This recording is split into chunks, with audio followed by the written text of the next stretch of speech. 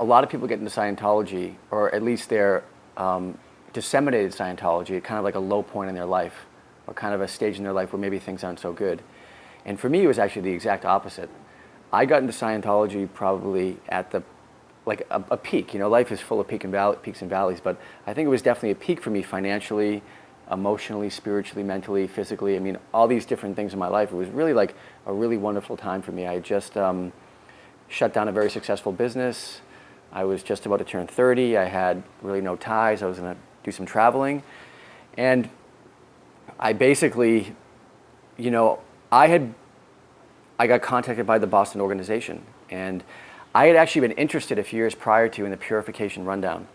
And somehow or another, they lured me in there, and that's when it started. It was around Christmas, New Year's of 2009 is when I started in Scientology. So my initial introduction or foray into Scientology was for the purification rundown, simply because I was interested in physical health. I was interested in detoxification, just kind of my natural inclination towards very healthy living and, you know, eating certain things and living a certain way. So yeah, that's how I got in initially. Scientology tends to do this thing where everything works for everybody. And they try to simplify human beings and simplify situations. So for someone like me, who's like in pretty good shape and takes care of themselves, being in a sauna for a few hours a day isn't a big deal. I mean, I can handle that. But I think for other people, maybe it could be really a significant health risk. So my personal experience in the Purif was actually positive, but I could imagine how a lot of people, it wouldn't be positive. So, and that's one of the basic problems with Scientology, is they think everything works for everybody, especially Scientology. And that's just not the case, and it's a falsehood, and their means of selling that service is totally dishonest and not based in fact. When I was in the Purif, I was reading a succession of Scientology literature, listened to tapes, and like, you know, this kind of idea of like the love bombing started, where like all the organization would come in and tell me how great I was, and, you know, so on and so forth. And they knew that I was financially independent, and they knew that I could, if I wanted to, I could pay the whole bridge that day. You know what I mean? So what happened was I decided to buy a package of 12 intensives, which is 144 hours of auditing. So I did that, and then I started the process of going up through the grades with a Class 6 auditor at the Boston organization. How much did that cost? That was, I think, about $28,000. Yeah. This is not a poor man's religion. No, it's not. This is another interesting thing that I actually like to give a side comment on. Scientology, it's really fascinating because the philosophy is a poor man's philosophy. See, Scientology is not an intellectually, I wouldn't call it stimulating. You know, like L. Ron Hubbard wasn't Hegel or Kant or any of these brilliant writers on metaphysics. He was a guy from the outback of Montana who, yeah, he was a smart guy, but he was certainly not an academic. So it's really interesting that people say Scientology is like a rich man's religion. It's a poor man's religion that costs a lot of money, which is really interesting because Scientology, I mean, you very rarely find, in the beginning you did, right? You find a lot of really kind of intellectual people that were interested in, you know, like Huxley was interested in, Burroughs was interested in. And, you know, maybe if it was run like a nice organization today, maybe there would be some really smart people interested in it right now. But Scientology it's a really interesting dichotomy. It's a poor man's religion that costs a lot of money. Because Hubbard, basically what he did is he simplified these complex truths in a way that's digestible for somebody that has no background in metaphysical training or spiritual understanding. And he makes these simple things like be, do, have, or the dynamics, or ARC, these things that are, you know, fairly easily digestible for somebody who hasn't been exposed to any theological or spiritual tradition. Yet it costs a lot of money, you know, which is the total ironic thing about Scientology. So yeah, to answer your question, it's not a poor man's religion financially, but I think it could be introduced that way to somebody who doesn't have, let's say, high levels of training in different things. As I look back at it, I have a little different experience of it as I look back at it now, but in the moment I was kind of caught up in this idea that, you know, like the human potential or some kind of enlightenment process was happening. And I did feel like I was making some gains. I did feel like I was, you know, handling some issues that may have hampered me in my life.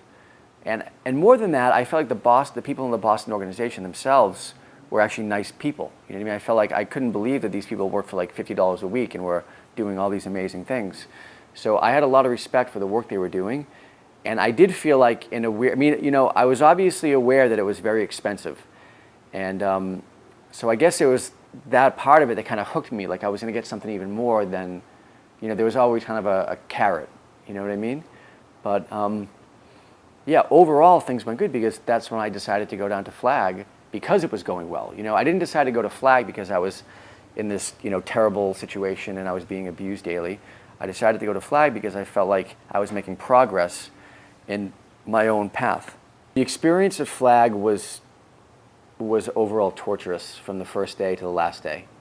And I was at Flag for approximately 7 months, 6, 7 months. And I spent the whole time trying to undo the torture.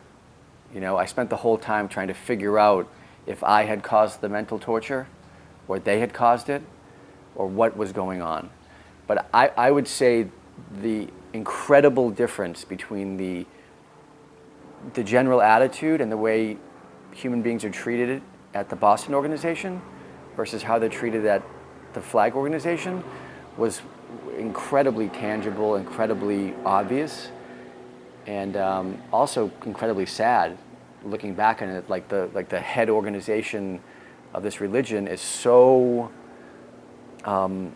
inhumane versus a low organization that is more humane. I wouldn't even call them humane at this point. I would just call them more humane than their kind of like mothership. Well, what do you mean by inhumane? What do I mean by inhumane? I mean inhumane, I mean an incessant and nonstop need for money. That in and of itself I thought was inhumane. A consistent series of very subtle invalidations and very subtle criticisms of who I was as a human being and what I was doing with my life. Give me an example. I'll give you a few examples, but I mean one of the most examples, and I think back in the fact that I didn't like walk up and leave that day, was when Dave Foster, who was a registrar at the Flag organization, who I actually liked. You know, he was an interesting guy. He went to Dartmouth. He had this really interesting past, and he was trying to reg me to buy my whole bridge. And I had said to him, he had been doing it for like a week or so every day. And I finally said, Dave, you know something, I'm not going to do it, I'll do it when I'm ready. And he called me a fucking asshole. He's like, you're a fucking asshole, Brian. And I was just kind of like, whoa, did you just really say that? You know? And, you know, one of the things that's interesting about Flag too, I have never in my life, you know, and I'm a guy I've lived in different countries, I've seen a lot in a young age. I have never heard an organization in and of itself use profanity and four-letter words more than, it's like, you know, a collection of truck drivers that work at the Flag Service Organization. I mean, from the 15-year-old girl to I've never heard more F words in my life. So him saying the F word wasn't surprising, but the way he directed it at me as a very personal, you know, you're a fucking asshole, that was a little surprising that day.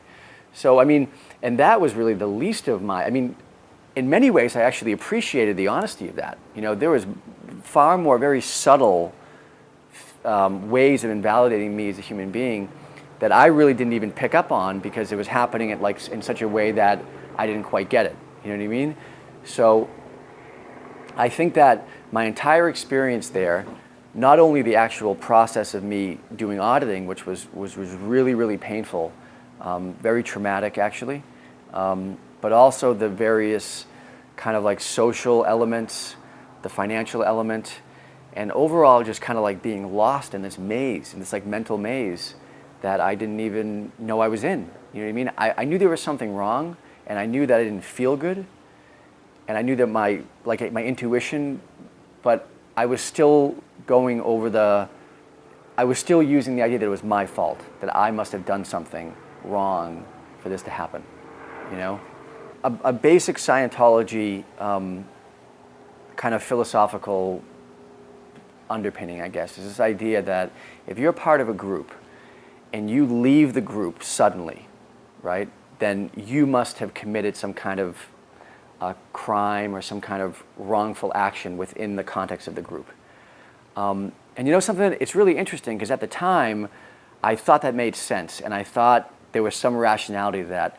And then I went back and I thought of this example that I use for people, and it's like, imagine if you were in a restaurant and imagine if you ordered something and the price was more than what you paid for. For instance, like you ordered chicken and it said on the menu 20, but they actually charged you 25. Not only that, but the chicken tasted horrible. And not only that, the entire staff consistently invalidated you and said things about you and didn't treat you like a patron. And then when you get up to leave the restaurant, they all get around you and say, hey, what did you do? Because no one leaves this place without, the only people who leave this restaurant are people who do bad things. That's Scientology. And that's the trap that they get people into. And that's the trap. So you have all these people who are eating food, you know, metaphorically speaking. The food doesn't taste good. The food's overpriced. The waiters and the chefs are treating them horribly. And then they want to get up and leave, and they feel like they can't because they've been taught that anyone who leaves the restaurant, they must have done something wrong. So, and there are people, Mark, in this situation for 30 years. 30 years. I mean, I was in this situation for a few months, but even in the beginning, I knew there was something wrong, but I was willing to give it some time to explore it, you know? And then I got to the point where it was just too crazy. It was too, it was violating too many of my personal principles that I was just like, this is totally crazy. I find it interesting that in Scientology, if something doesn't work, yeah, you did something wrong. Yeah, it's interesting. And then, you know, when you try to turn it around on them, you know, for instance, because like one of the things that I did is I said a couple of times, well, if it's not working for me and you're the auditor, it's not working for you either. So what did you do wrong? And they didn't like that at all. You know what I mean? Because, you know, it's like a two-way flow. And I said that a couple of times. And I said, well, what did you do? Because it's not working for you either. Because working for you is me being happy and me having a good experience. And the woman was like, oh, well, I don't know. And I said, well, you should think about that maybe. And that didn't go over good. I had to go see ethics, you know, for something like that. But, you know, that reasoning it's so like, you know, rhetorically easily beatable because you just throw right back to them. Well, it's not working for you either. So what do? You know what I mean? And the danger with that is that once you start to speak directly against the organization, you can get yourself in trouble. So people just go along with it, you know what I mean? Because they have so much time and money and family and different relational ties associated with the organization that they can't get out. What happens if you get in ethics trouble? I don't know because I was never in too much ethics trouble. I was in a little ethics trouble for being PTS a couple times. They tried to say I was PTS because I wasn't happy with the auditing, you know, so they tried to find some kind of person who was antagonistic to me. And, you know, I think back in it now, I was PTS to these people. You know what I mean? Like the whole organization was basically suppressing and invalidating me as a human being. And because of that, I wasn't making progress and I wasn't, you know, happy and I wasn't, you know, experiencing all these things that myself as a human being is able to experience. Could you explain PTS? Yeah, sure. So PTS is an acronym for potential trouble source. And what that basically means is a person is potentially a trouble source if they're connected to an individual who is actively antagonizing, harming, or suppressing their life. And when you're connected to somebody like that, you become what the church refers to as PTS, or somebody who is potentially a trouble source. So this is like a huge item in Scientology. Everybody's PTS. We got to find PTS, and that, you know, it's like this medieval wild goose chase for, like, you know, people who are speaking out against the Catholic Church. I mean, it's crazy. I mean, it's totally crazy, and it's just kind of like, and it's getting to the point now. It got to the point when I was there where it's like, you know, being PTS was like being like a leper. You know what I mean? It was like kind of like this crazy. This crazy kind of association that it would be like, oh my God, PTS, oh my God, you know what I mean? And I think that's really interesting, you know, because you're allegedly or supposedly engaging in this philosophy that's supposed to totally free you from all these situations and experiences and relationships that are supposed to kind of like unleash, you know, your potential as a human being. And here everyone is, the whole organization, just horrified of this possibility that you could be connected to somebody who's antagonistic. And one of the things that's so interesting, I think, too, is when they try to have you find the person who's antagonizing you, they always, this is really interesting, is that they always try to, like, you don't know who it is. You know what I mean? It's like for me, it's like if somebody's antagonizing my life, it's pretty obvious. You know what I mean? I know they're doing it to me. But they try to make it like this secret thing where, like, they might be doing it to you in a way you don't know what's happening. So you really have to, like, find. So it makes you, like, churn these mental wheels incessantly. I mean, I was to the point where I was like, is my mother doing this to me? Is my father doing this to me? And my parents have been nothing but supportive to me my whole life and everything I've done. And I was to the point where I was actually considering the fact that they were like these evil people my whole life, and I didn't know they were. You know what I mean? So they have this amazing ability to get you to consider that there are people in your life that have never hurt you, are actually secretly plotting your destruction. It's interesting. Yeah. Conversely, the only people you can trust are them. Yeah. Yeah. It's definitely an us versus them mentality once you get into the organization, and I think that's a really sad thing because, we live in the information age. I mean, we live in like the postmodern world where information is everywhere. It's free, and it's changing. You know what I mean? So here you have this philosophy that's stuck in the 1960s. It's not changing because, and I don't even know if Hubbard himself. I actually think Hubbard himself would want it to evolve. But I think the organization has put any stop on any development of the technology, any new kind of philosophical streams to inject into the philosophy, and they're stuck. And in this day and age, that is like the opposite of what's happening on planet Earth. I mean, it's really exciting to be alive on planet Earth. There's so many things happening in terms of technology, spirituality. All these different things are growing and changing at such a rapid rate with the internet. And here you have Scientology that's just stuck in 1962. And we know the answers, and we're not changing, and this is how it is. And you see why their numbers are declining, and you see why people are leaving, and you see why, and not only that, but you have this terrible abuse that the organization is engaging on a daily basis, human rights, financial, all these different actions that they're taking on that are legitimate abuse of human beings, coupled with their totally backwards philosophy. It's no wonder why it's a dying organization. You talk about the information age. When you're there at the Fort Harrison, yeah, are you able to hop on the net, yeah, look at the outside world? Yeah, you are, but you're not allowed to hop on the net to look on anything about Scientology. You know what I mean? But you are. Yeah, there's internets there that you can look on. The actual staff members can't, but public are fine. I mean, there's free Wi-Fi and everything like that in the hotel. When I was down there, there was an article in the Drudge Report. I was on the Drudge Report one day reading something, and there was an article about Scientology. I forget what it was, but it was something, and I clicked on it, and I said to somebody, "Oh, said this really horrible thing about Scientology on the internet." I go, "What were you reading that for?" I said, "It was on the front page of the Drudge Report." And I was reading the Drudge Report, and I don't know what it was. It was CNN or something like that, but yeah. So I got in trouble for that. They just asked, "Why did you click on it? What did it say? Did you tell anybody? Did you talk about it with anybody?" Stuff like that. So it was basically like a very subtle inquisition of the actual. And for me, it wasn't even a big deal because at that point I was still, willing to trust the organization and believe that what I read was false. Yeah, so they by their own actions pushed me further away. Like for me, I read it. I didn't hide it. I said to them, I read it, And then there was this kind of inquisition into my life. And then I was like, whoa, what's going on right now? And then from that experience made me realize that, whatever. So the quality of auditing, you said, was troubling at Flag. How was it different from what you had in Boston? I think the main difference was just the care of the people. You know what I mean? And I think that's what auditing or any therapeutic process is. That you have two people, one person who's the practitioner, the psychologist, or the auditor, and the other person who's the student or the patient or the pre-clear. And I think in any situation, when the person who's engaging in the therapeutic act has care and respect and honors the process, then good things happen, no matter what it is, auditing or not auditing. So I think in Boston, I found that there was a genuine care for me processing, doing the actions in Scientology, whereas at Flag, there was there was very little care. And every time I walked out of the auditing room, there was 3 people looking for me.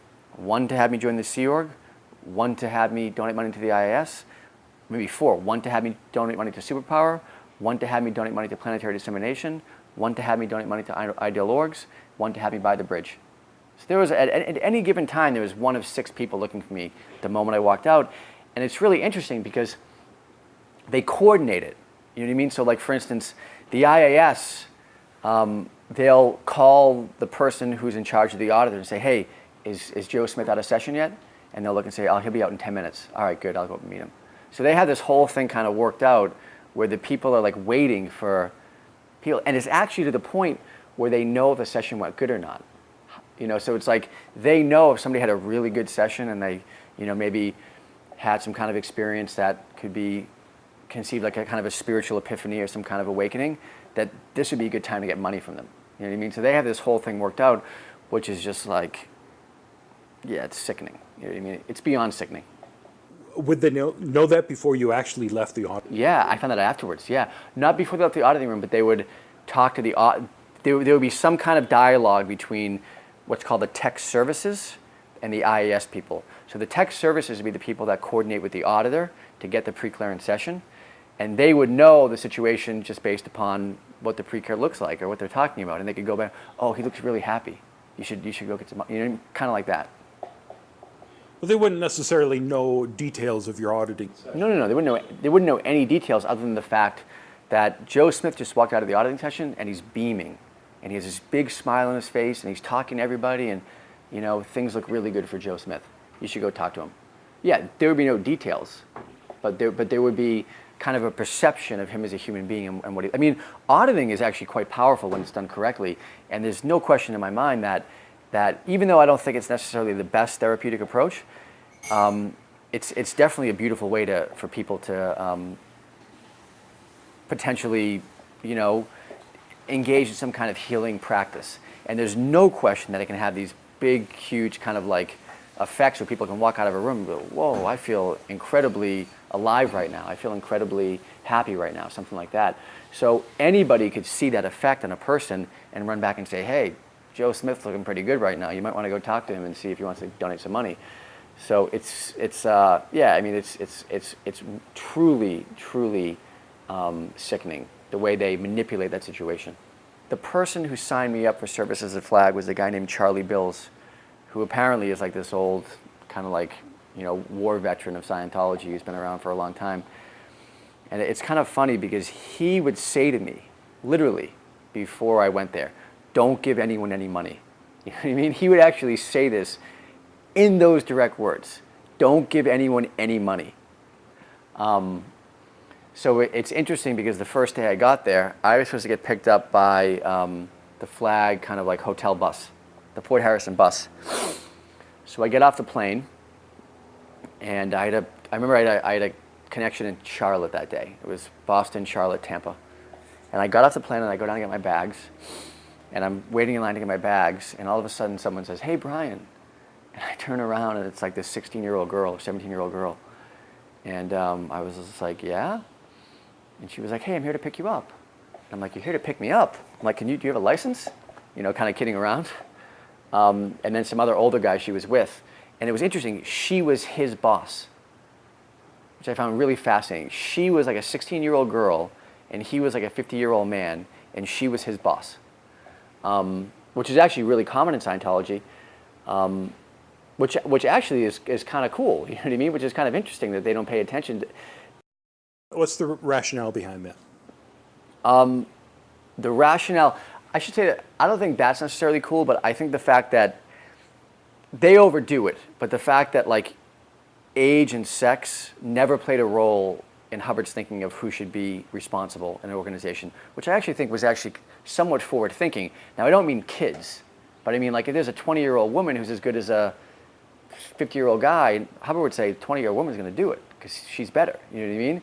And I thought that was somewhat admirable of him in terms of his ability to see through cultural and sexual and social restrictions that were really in place in the 60s, that he saw right through that. But anyway, the point being is that this young woman and this guy come to pick me up, and they are from the Superpower Project, and they knew I was coming, and they knew I was coming to do my L's. So they say, we're here to pick you up and give you a ride. And I say, okay, fine. So we get in the car, and the whole car ride from Tampa to Clearwater, which is about a 25-minute drive, it's incessant, nonstop badgering for money for the Superpower Project. I get this full rundown of what it is, and it's interesting. It's 2012 now. This is 2009. It was going to be open in 3 months, and they needed the money. It's 2000. It's 3 years later. It's not open. You know what I mean? Which I find kind of interesting. And they were using the line that it's going to be open in a few months. We need this money to open it, and blah blah blah. So they wanted $35,000. I gave them, I think, $5,000 in the car ride, and then I get out of the car. And I had prepaid for like 3 months of living in the Fort Harrison hotel, and I think I was like $1,000 short. And there was a representative for the hotel who was standing, who literally opened the door for me. It was like, "Where's $1,000?" You know. So I gave him $1,000 cash, and then an hour later, I'm in Dave Foster's office getting regged for my entire bridge, which is like $150,000. So I mean, and this never stopped though, Mark. I mean, this was like, you know, basically from the day I got there to the day I left, there were 7 people asking me for money the whole time. Every day, nonstop. And it sounds almost like so amazing that no one can believe it, but I know someone like you who's been around can easily believe it. You know, and I know that any person I've ever talked to about Scientology was like, oh, I've gotten worse than that. You know what I mean? So it's really kind of like cultural. It's institutionalized in the culture. It's part of the culture. It's institutionalized where asking for money is totally normal, and being made to feel wrong and being made to feel like you're not doing enough or not giving money, it's totally normal. It's just how it is, you know. And for me, because I had no experience, I mean, I didn't grow up in Scientology. I'd been in the church for a few months.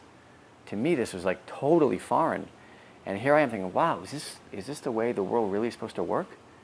Is this you know, is this how I'm supposed to feel?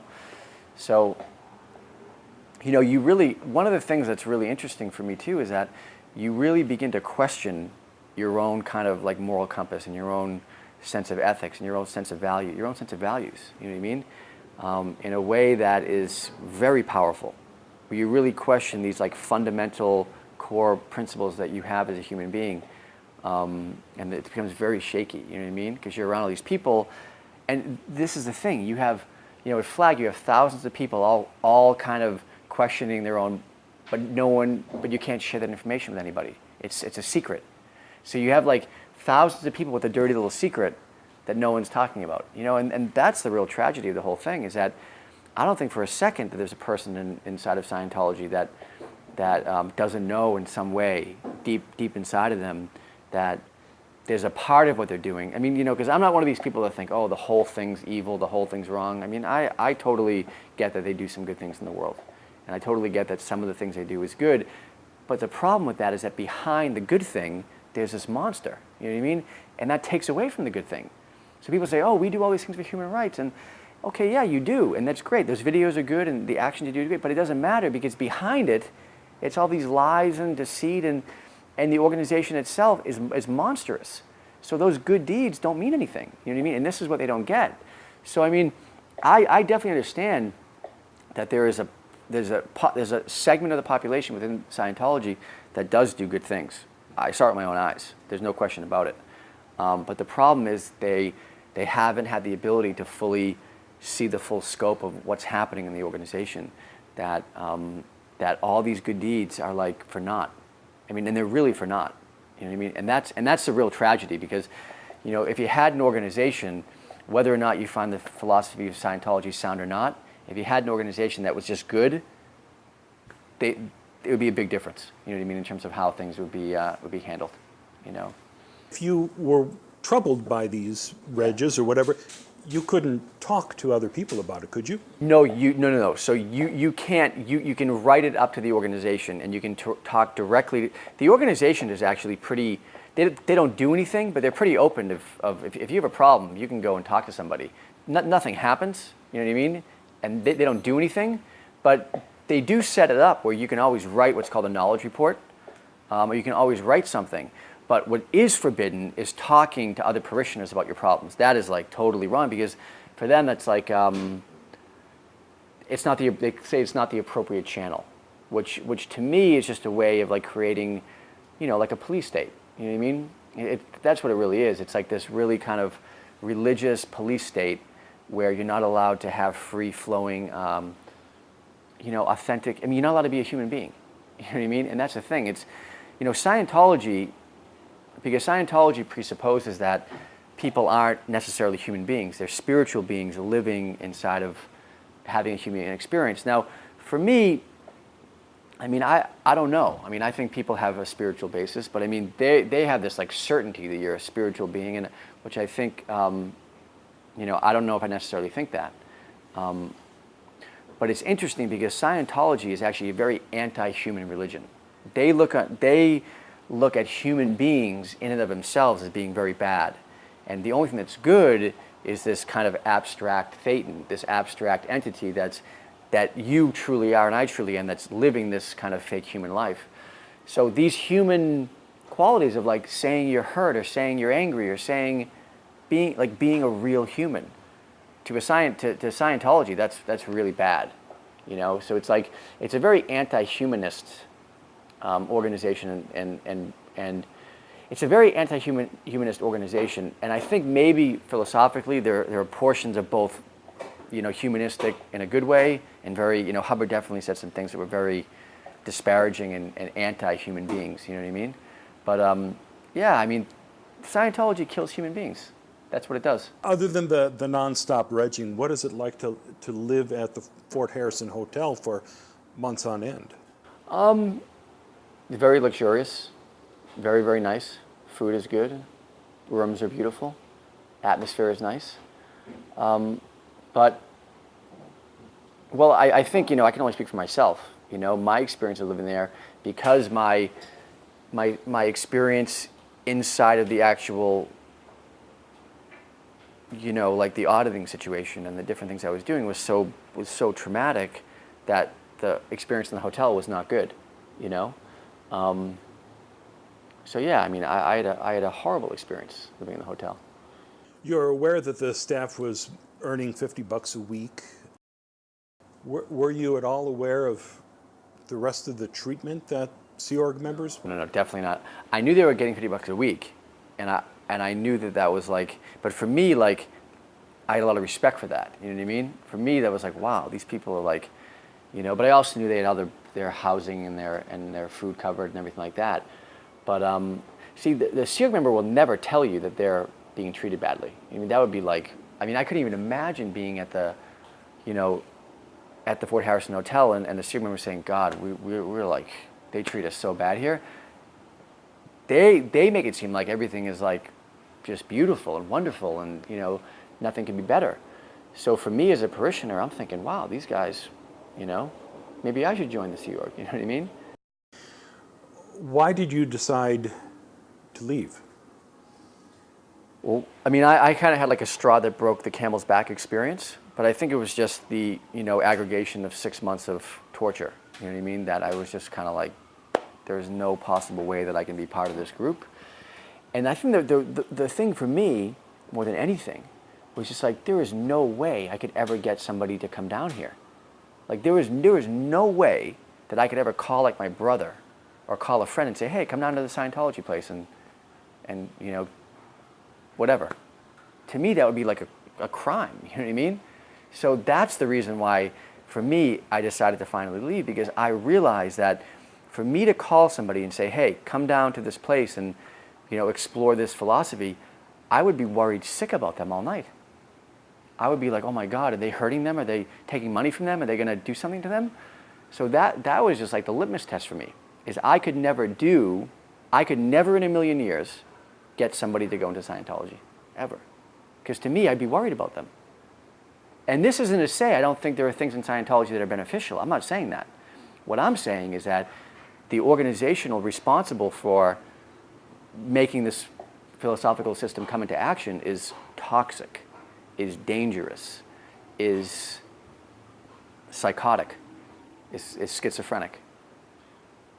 I didn't even tell anybody I was in Scientology. I didn't even tell my friends. I mean, my family knew a little bit. But I mean, this wasn't something that I actively spoke about because I wasn't sure, I wasn't certain myself yet. And the moment I became certain about the situation, I was gone. You know what I mean? So if I was certain that this was like a really good organization, then of course I tell people what's there to be ashamed of. But for me, a lot of the process was figuring out if it's good or not. You know what I mean? And then when I finally figured out that the whole thing was essentially, a scam, that I left. You know, I don't necessarily think aspects of the philosophy are scamish. I think there are aspects of the philosophy that are definitely scamish, and I think the organization as a whole is a total scam. So I think that the way the organization operates itself, the leadership of the organization, their methodology of extracting money from people, the misinformation and the propaganda that they use to talk about the things they're doing in the world, the general statistics of the organization, how it's perceived, by the globe, those things are patently false, lies, total misrepresentation of the truth. Now, when you see, in Scientology, there's two things. There's the philosophy and the organization, right? So the organization we can just classify as totally bad. See, this is the thing about the philosophy of Scientology is that for me, like, I've very rarely heard people talk intelligently and effectively about the philosophy of Scientology, okay? You have, in the philosophy of Scientology, which is essentially the collection of lectures and writings of L. Ron Hubbard, you have something that's literally 50 times the size of the Bible, maybe 100 times the size of the Bible. So let's take the Bible, for example. There is absolutely these transcendent, beautiful lines of Christ, or these lines in the Old Testament that are beautiful, talking about the nature of human existence. And there's also these crazy lines in the Old Testament about stoning women and all these horrible things. So do we say that the Judeo-Christian tradition is all wrong? Of course not. Think about the thought leaders, just like Saint Anselm and all these brilliant people that have developed, Leonardo da Vinci, Michelangelo, Copernicus, all these people that developed their thought from that tradition. Now, I'm definitely not even close to comparing Scientology to that, but it's the same thing in some ways, that you have this huge body of knowledge. Of course there's some good things. Of course there's some bad things. Of course. Now, the organization tries to do this thing, well, everything is good. And you have some people, everything is bad. And they're both wrong. There's some good things, there's some bad things. But the problem is the organization is so bad that the philosophy at this point is worthless. I mean, at this point, the philosophy is junk. There's just no point with it because the organization is poisoned. If there was any good in it, it's gone. It's gone. Do you think somebody could take the good and jettison the bad and somehow reform Scientology? Yeah, it'd be very tricky. I mean, I believe anything's possible. It'd be very, very tricky. But yeah, sure. If somebody wanted to do that, it's possible. They'd have to take a real honest look at the OT levels. They'd have to take a real honest look about the clear, because I don't think like clear as a state, Hubbard described, exists at all. I think that they'd have to take, I think there are definitely some good things, but they'd have to be really honest about how that would work. You know what I mean? I think from the beginning, the organization, based upon what I've read and people I've talked to, was never really open to any type of outside influence, critique, modification, scientific test, any type of methodology that would influence what was happening internally. And that just, that has never worked. You know what I mean? That has never worked as a paradigm of organizational growth, organizational development, and it never will. So that's kind of one of the unfortunate things about Scientology. If somebody was to undertake some kind of reform effort and use the tactics that are already instilled, it's not going to work. So there has to be some major, major, major changes on the way people think in the organization. You know what I mean? So that's my feeling. One of the classic kind of linguistic mazes of Scientology is this idea of OT7, this idea of being cause over matter, energy, space, and time. Now that in of itself is just, basically, kind of like a delusion in and of itself. But one of the things I always find interesting is like Scientology has this thing on clearing words, right? You understand what a word is, and then from that, you have a conceptual grasp, and then you can apply it. So here, your cause over matter, right? Okay. So if you're cause over matter, you should be able to do pretty amazing things with your body, right? Handstands, headstands, all these type of fluid movements. I mean, most OT8s I know can't touch their toes. The higher up you get, the worse it gets. How far did you get up the bridge? I got up to clear, and I actually completed the highest thing on the bridge you can, is the L's. You know what I mean? The L's are technically higher than the OT levels. So the L's stand for list. List 10, list 11, list 12. There are a series of like really advanced processes that Hubbard developed in, I think, 73, when he was on the ship in the Mediterranean.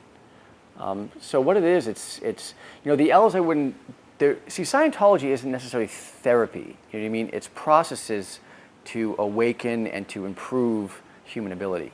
So I think like the difference between like, going into therapy and like with an analyst or a psychologist is very different. Like the goal is very different. And the L's are like the hyper version of that philosophy, is that they're exclusively for like the rapid unleashing of somebody's innate potential or something to that effect. So what they are basically is a series of questions, very similar to any other kind of auditing. Of all three, the L10 questions are definitely the most interesting, because L10 deals with what Hubbard referred to as whole track overts. So these are things in past lives that you've done that would be considered like a sin in the Judeo-Christian traditions, like bad things you've done in past lives. So the questions are very direct, very like, I don't even know what I don't remember, like, have you ever killed anybody? Have you ever raped anybody? Have you ever, stuff like that. And expressed and phrased and kind of like grammatically structured in a variety of ways. Did you go through sec checks? I did one sec check at the end before I left. Yeah. Yeah. How long did that take? That lasted maybe 2 or 3 days, I think. 3 or 4 days. It was just a short one. It was like a tailor-made, maybe like 10 questions. Yeah, because basically what happened was I was like complaining and saying, this isn't really, like, I don't really want to be here anymore towards the end. So their solution was, Brian must have done something wrong. Let's sec check him. So it's funny, I left at the end of the sec check. I was like, peace out, guys. I'm out of here. So most of the times, what they do does the opposite effect. You know what I mean? So yeah. One of the things too that Hubbard's, one of Hubbard's basic principles in terms of management was this idea of managing by statistics, or using quantification to manage human subjectivity. And I find it so interesting because you can turn that back on Scientology so easily. The Boston organization, this is a perfect example. The Boston organization has, on a really good day, I'll give them 400 parishioners. They really have about 200, but let's just say 400, okay? The Boston organization has 200,000 files of people who had been either bought books there, did a service there, did something like that. Now you look at the statistics of 200,000 divided by 400. I mean, what is that percentage-wise? Not very high. It's less than 1%. So, this tells you the effectiveness of Scientology. And this tells you, using Hubbard's own methods, using quantifying human interaction, human experience, according to Hubbard, is a way to manage people. So you take that, you look at the Boston org as a case study, Scientology is worthless. It doesn't work. It's horrible. 99% of the people that go in the door don't come back. Now, they will never, ever even think about going there. Ever. Which is sad. Which is dishonest. Which is not living up to the ideals of what a religion should live up to. Is honest, open communication, transparency, all these things. What do you think about L. Ron Hubbard? Fascinating. One of the most fascinating human beings I've ever read about, and I'm like really big on biographies. I love reading about people, historical figures. Fascinating guy. I think that he was a tortured soul. I think that he was simultaneously a sinner and a saint, you know what I mean? And simultaneously I definitely don't think Hubbard was all bad. Definitely not. I think because I actually spent some time with Ken Urquhart, who was Hubbard's kind of top lieutenant, who lives in Western Mass, old British guy. I spent some time with him, and very, very, very sane, rational, intelligent guy who told me a lot of personal stories about how Hubbard treated him and treated different people. And it's the same thing. It's like he could be the most loving, charming, wonderful person. He could be absolutely horrible, scary, you know? So I think he was, like most very successful people, extremely complex, extremely volatile, very, very intelligent, obviously, do what he did. Very, extremely creative. One of the things I like about Hubbard the most, he was very creative. You know, he was an amazing mind in terms of his writing, in terms of, you know, just inventing Scientology off the cuff the way he did. His photography, I mean, he did a lot of other things too that I think was really interesting. So yeah, I mean, my opinion on Hubbard is he's an interesting guy. Good guy or bad guy, don't know. Interesting, very captivating, very, very, very American. L. Ron Hubbard is very American. You know what I mean? Scientology is a very American religion. It came from the West, from like, you know, you think about Hubbard, he grew up in Montana, you know what I mean? He grew up in like, as the West was kind of dying, you know what I mean? So I think a lot of the lectures and a lot of the ideology of Scientology of kind of like fighting back and like being like this pioneer, and a lot of those things came from his own psychology of growing up in kind of like a very kind of dangerous and kind of barren land, and represented by this spirit that was kind of imbued in the American West at that time as it was dying out, you know what I mean? As it was being kind of, industry was going there and all these different things.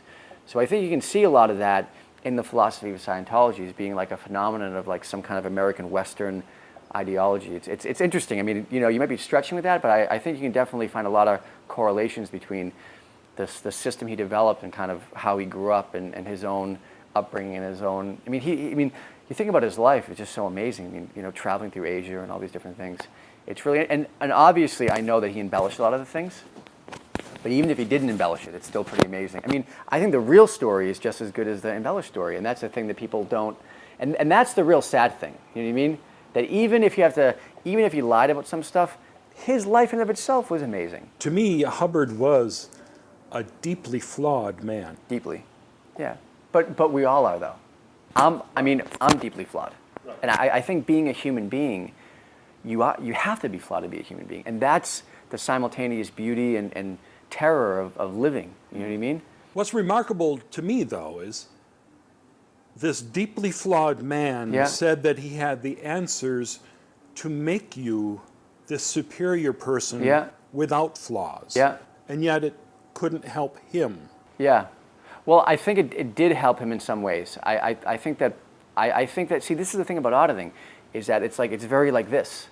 You know what I mean? You have this incredible experience where all of a sudden you're up in the clouds and you're writing poetry and you're kind of like, whoa, you know what I mean? Like you see the beauty in life, and then a month later you're like crashing, you know what I mean? So I think Hubbard definitely had those experiences when he was getting audited or doing something within Scientology, and would have these beautiful kind of awakenings to different parts of himself or his psychology that he could create better. And I truly think that in those moments what he was saying was authentic. And then comes the downside, right? The dark side, the hangover, you know what I mean, from the spiritual awakening. And a lot of those things that he thought about or talked about didn't have the same effect. So I also think, though, that like a lot of flawed people try to do I think that's why most people that do amazing things are very, very flawed, because they are so flawed internally that they have to project it externally and rise above it. I mean, when you read the history, there's a great book called The Intellectuals by Paul Johnson, and it gives kind of a biography of Rousseau, Sartre, Marx, Hemingway, you know, like 10 different people. I mean, you talk about flawed. I mean, you talk about crazy. I mean, all these people had these incredible personal problems, yet at the same time they could write and think and create these amazing, beautiful works. So for me, most people in life who do great things are really, really messed up. So I mean, it doesn't surprise me at all that Hubbard was messed up.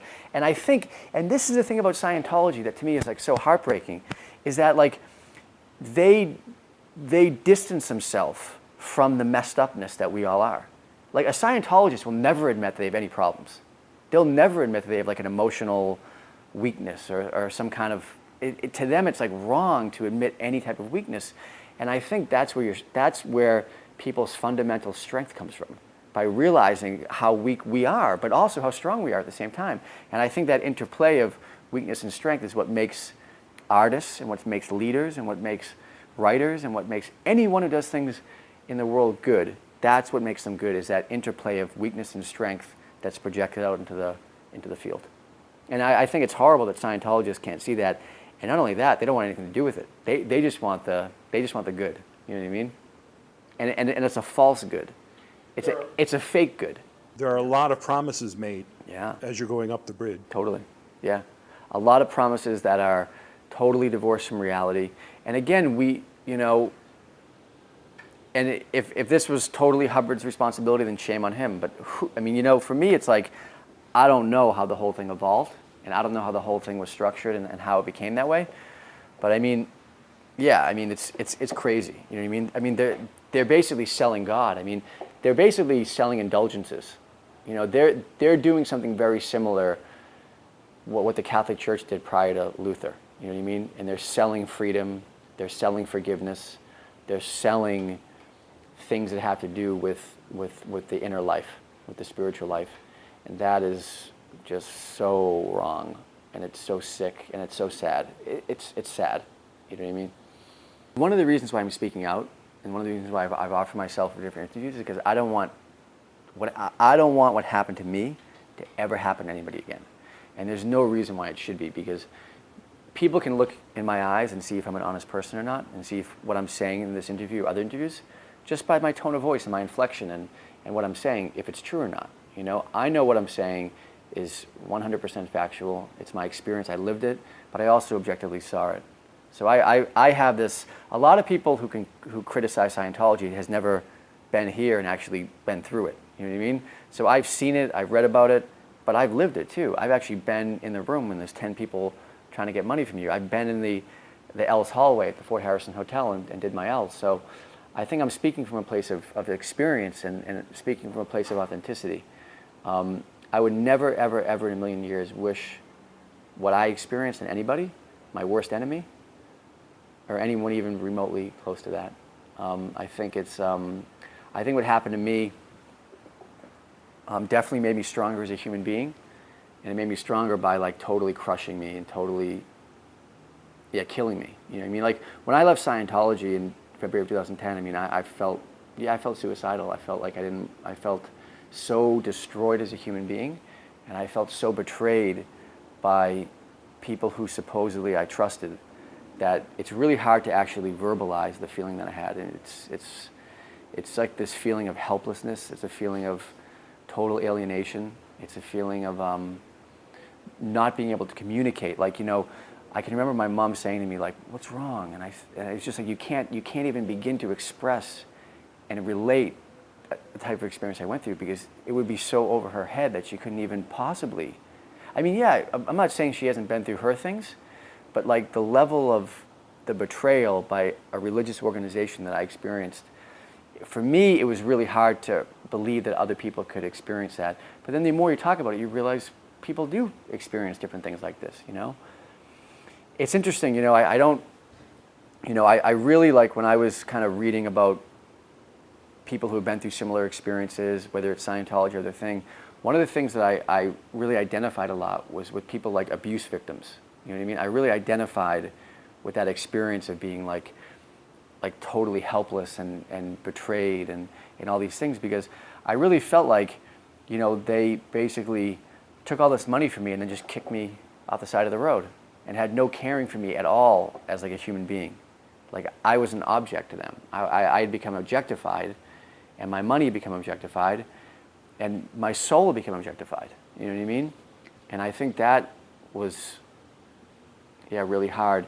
I heard a great line one time. It says, a thief says to you, "Give me your money or your life." Scientology says to you, "Give me your money and your life." And I always identify with that. How did you pull yourself out of that depression after you left? I was in it for a long time, man. I was pretty much unable to work. I was unable to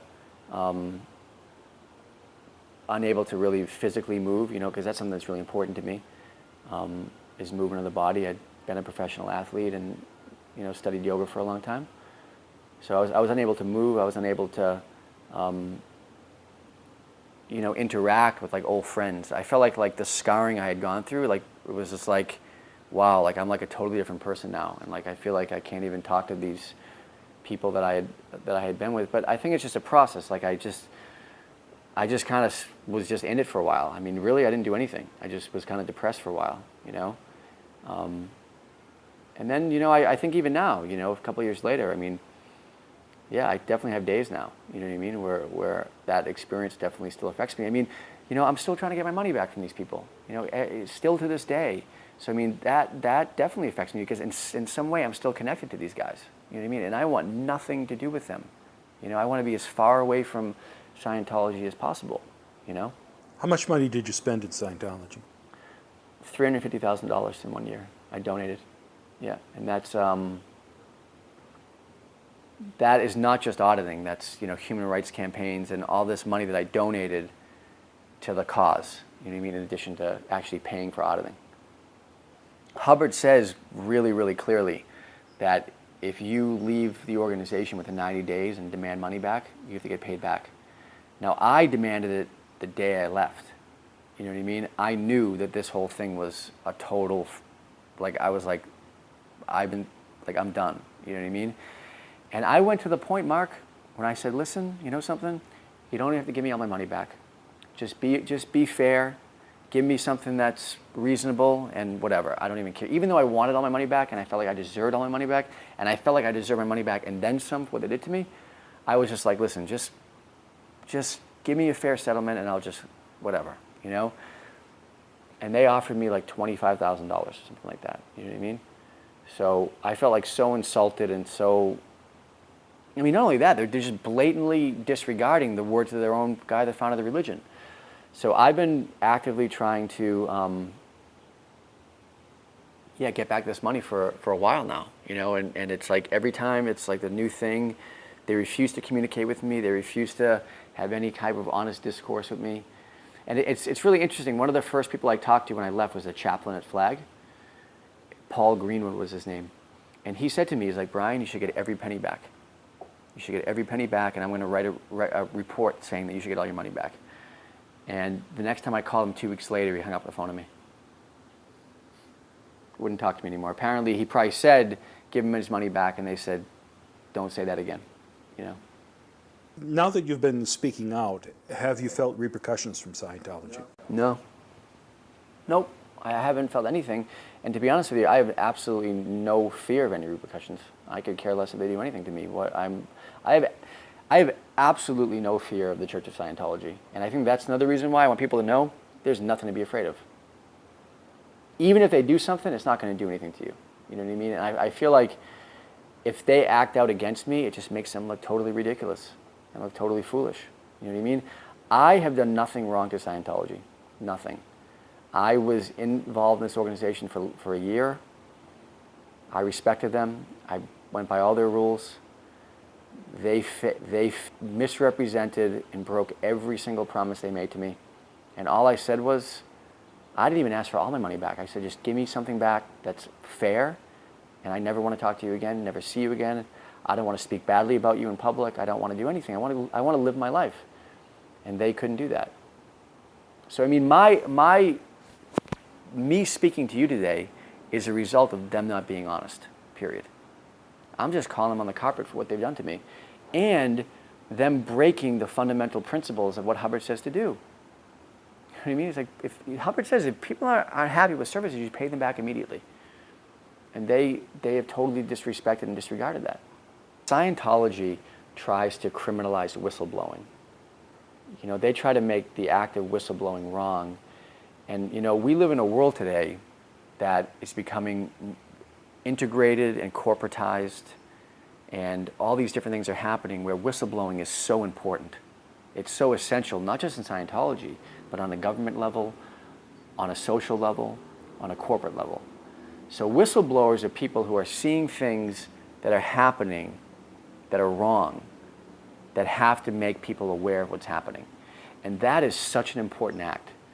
And for Scientology as a religion to have the audacity to make that wrong and make criminalize the act of whistleblowing is so repulsive and reprehensible, I can't even begin to put into words. Because whistleblowing is what we as a society need. We need more on all, not just Scientology, but all different sectors of life. And I think people who have the courage, whether it's Scientology or in a government or anywhere, to stand up and say, hey, the power in this organization, what you're doing is wrong. It's an act of heroism and an act that should be applauded and supported, not destroyed and disparaged.